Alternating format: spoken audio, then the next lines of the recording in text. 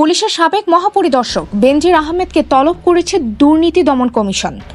জিজ্ঞাসাবাদের জন্য একই সঙ্গে তার স্ত্রী ও সন্তানদেরও তলব করা হয়েছে দুদকে। হাত বদল করা যাবে না।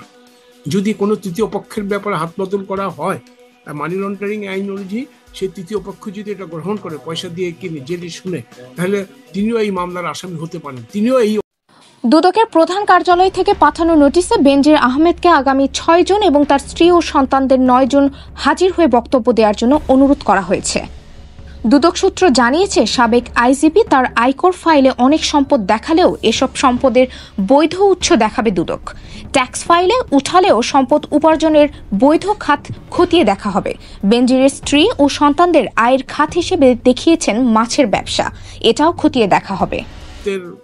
আদেশ প্রত্যেকটা ব্যাংক অথবা যেখানে যেখানে আমরা ইন্টিমেশন দিয়ে দিয়েছে, কাজে ফিজিক্যাল ভেরিফিকেশন একটা ব্যাপার আছে, মানে দলিল অনুযায়ী সেখানে ফিজিক্যাল ভেরিফিকেশন ডিমার্কেশন করেও সেখানে বাস্তবায়ন।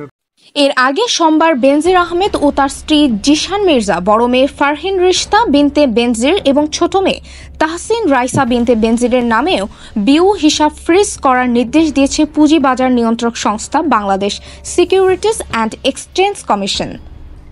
গত রবিবার বেনজির আহমেদ, তার স্ত্রী ও 3 সন্তান আরও 119টি স্থাবর অস্থাবর সম্পত্তি ক্রোকের নির্দেশ দিয়েছেন আদালত।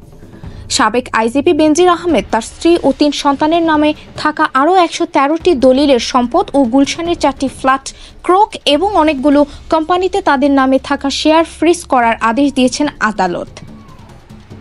23 মে গত বৃহস্পতিবার দুদকের আবেদনের পরিপ্রেক্ষিতে ঢাকা মেট্রোপলিটন সিনিয়র স্পেশাল জজ মোহাম্মদ আহসান জগলুল হোসেনের আদালত বেনজির আহমেদের 83টি দলিলের সম্পদ জব্দের আদেশ দেন।